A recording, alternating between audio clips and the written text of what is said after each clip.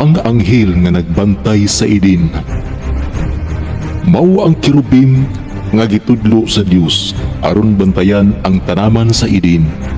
Human gipapahawa sila Adan ug Eva tungod sa ilang sala. Ug gipapahawa sa Dios ang tao. Ug gibutang niya sa silangan sa tanaman sa Eden ang mga kirubim ug ang nagdanag nga espada nga naglibot-libot aron pagbantay sa dalan padulong sa kahoy sa kinabuhi. Ang kirubim, mga espiritual nga nilalang nga gisugo sa Dios aron magbantay sa mga balaang butang.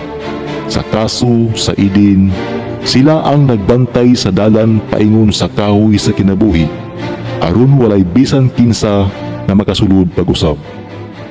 Simbolos sa hustisya ug balaan nga gahum sa Dios nga nagprotektar sa langitnong tanaman gikan sa sala sa tao. Ang ilang presensya nagpahinumdum nga ang tawhanong kalibutan ug ang langitnong kaharian gilain na tungod sa kasalanan. Ang nagdanag nga espada dili ordinaryo nga espada, kini espiritual nga kalayo. Nagrepresentar sa presensya o gahom sa Dios.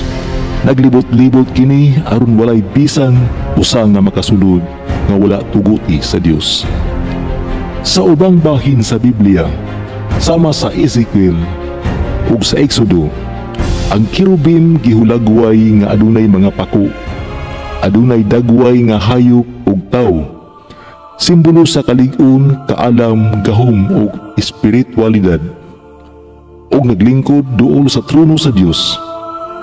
Ang pagbantay sa kirubim sa Eden nagpasabot nga ang kalinaw ug kahimtang sa Eden dili na mabalik hangtod nga ang Dios mismo magpahiuli sa relasyon sa tao pinaagi ni Kristo. Ang kahoy sa kinabuhi simbolo sa kaluwasan ug kinabuhi nga walay katapusan, nga maangkon pinaagi sa pagtuo sa anak sa Dios.